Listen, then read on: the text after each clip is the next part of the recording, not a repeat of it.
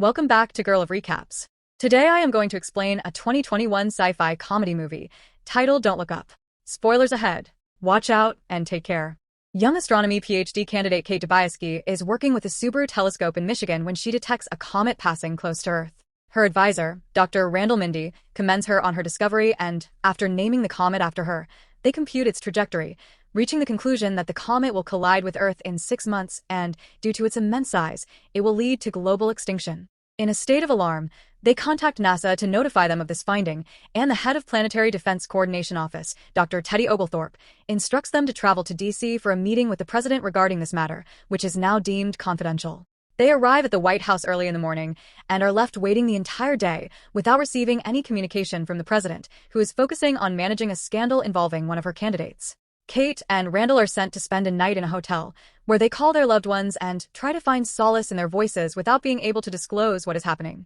Randall contacts his wife June and his sons to check on them, and Kate speaks to her boyfriend Philip, who works as a reporter for a prominent newspaper. The next day, Kate, Randall, and Teddy finally meet President Janie Orlean and the Chief of Staff Jason Orlean, who also happens to be the president's son. They do not take their warnings seriously, stating that they receive alerts about the end of the world every month with justifications like economic collapse and rogue nukes. So, for now, she wants them to wait and assess until the midterms are over. Seeing as the White House will take no action, Teddy wants them to disclose the information to the media, which could land them in trouble since discussing classified information is illegal. But it is still preferable to perishing from a comet. Meanwhile, Sir Peter Isherwell, the tech mogul CEO of Bash, also learns of the approaching comet thanks to some astronomer acquaintances.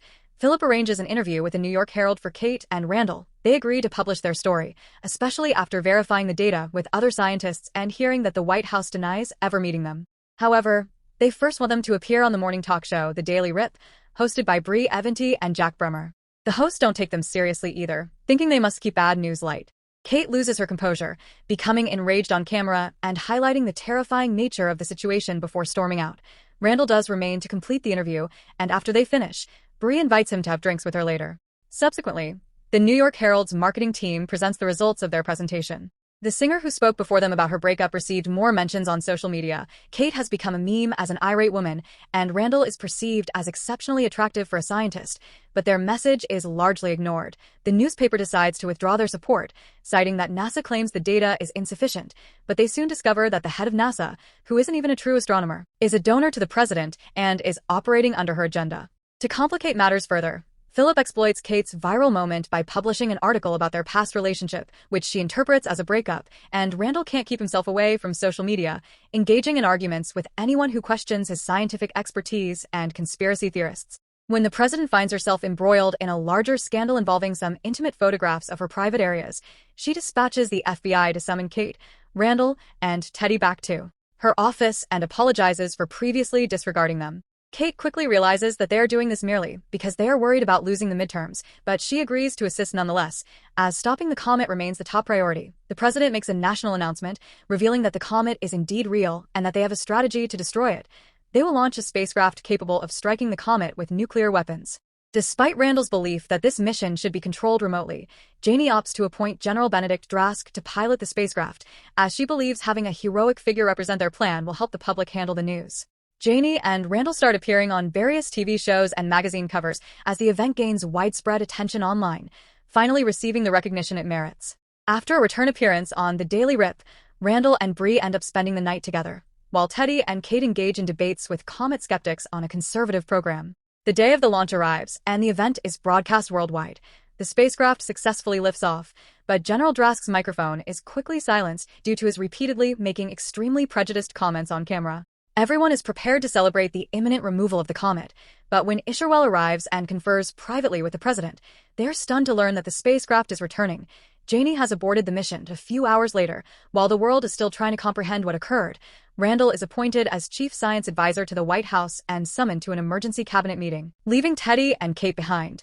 It turns out the reason for canceling the mission is that Isherwell, who is also one of the president's benefactors, has discovered that the comet is made up of trillions of dollars worth of rare earth minerals used in technology products like phones, and there has been a shortage because China controls most of the mines. The new plan is to deploy drones to fragment the comet, allowing the smaller fragments to fall into the ocean to be mined later. Randall disagrees with this strategy, especially when he realizes that the technology Isherwell intends to use has not been subjected to academic peer review and that every scientist who tried to raise concerns has been silenced. However, the situation is now beyond his control. After the meeting, he meets up with Kate and Teddy at a bar and reveals everything about Isherwell. Some patrons overhear them, and Kate decides that the public deserves to know the truth. She loudly declares that the president will allow the comet to strike the planet so that wealthy individuals can increase their fortunes. This sparks a series of riots across the city, leading the FBI to arrest Kate and charge her with disclosing classified information and property damage. However, they agree to release her if she agrees to a deal where she promises not to discuss the issue publicly or in the media and to disappear from the public eye. Kate reluctantly agrees and returns to her small hometown in Illinois.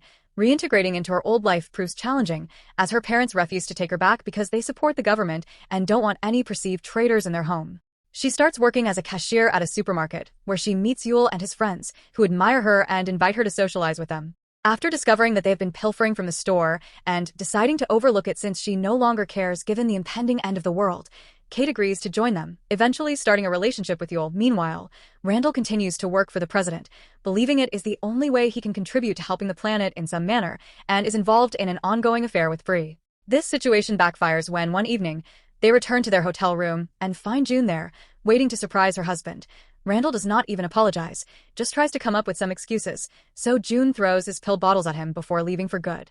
After having a disagreement with Isherwell about his faulty science and being told algorithms indicate he'll die alone, Randall appears on the Daily Rip and finally loses control. Furious, he shouts on national television and calls everyone out for not being more concerned about the comet, which people had started to believe is not real. He also points out how Isherwell is silencing all scientists who do not agree with him, that the president lied, and that the entire administration has lost its mind. The FBI apprehends him after this and offers him the same deal they gave Kate. So Bree breaks up with him. Sometime later, Randall is driving back to Michigan and Kate is spending time with Yule when they both look at the sky and see the same thing. The comet is finally close enough to be visible to the naked eye. The two of them film themselves with it and urge the world to view it, initiating a campaign called Look Up that millions of people across the globe join and post about on the internet. Randall even begins appearing on TV again, criticizing the government for their terrible plans, and even gaining the backing of two famous singers who compose a special Just Look Up song. This prompts Janie to respond with her own campaign called Don't Look Up, which is supported by millions of conservative voters and conspiracy enthusiasts who believe her when she claims Randall merely wants to instill fear and strip away their freedom. Riots and demonstrations erupt in the streets while Russia, India, and China collaborate to launch their own spacecraft to intercept the comet, but their launch fails and the spacecraft detonates. As the comet draws even closer and the skeptics finally begin to realize the falsehoods, Randall takes Kate and Yule shopping for groceries and then drives them back to his hometown so they can spend their final day together as a family. Under these extreme conditions, June decides to reconcile with him after confessing that she also cheated on him back in college, and Teddy joins them shortly afterward. They all share a meal together, exchanging stories and offering one last prayer to God while awaiting the comet's impact. On the night of the launch, while waiting to begin, Janie asks Isherwell what the algorithms predict her death will be like, and he replies that she will be killed by a Bronteroc, whatever that might be. The spacecraft launches, and they lose some of the drones, but Isherwell anticipated a margin for error and asserts that everything is under control. However, he is profoundly mistaken, and the remaining drones detonate as soon as they come into contact with the comet. Realizing that death is imminent, Isherwell and Janie depart to join other wealthy individuals on a secret spacecraft designed to preserve its occupants cryogenically so they can escape Earth before disaster strikes. Completely overlooking her son, Janie calls Randall and offers him a spot for himself and his wife, but he declines, preferring to stay with them until the end.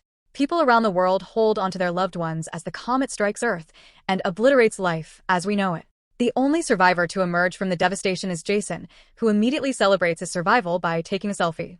22,074 years later, the spaceship carrying the wealthy finally discovers a planet with an atmosphere similar enough to Earth's for them to inhabit. Men and women are awakened from their cryogenic slumber and begin to explore the area. When Janie encounters a beautiful new creature and tries to approach it, she is attacked by it, ultimately being killed by a Bronteroc as predicted by the algorithms.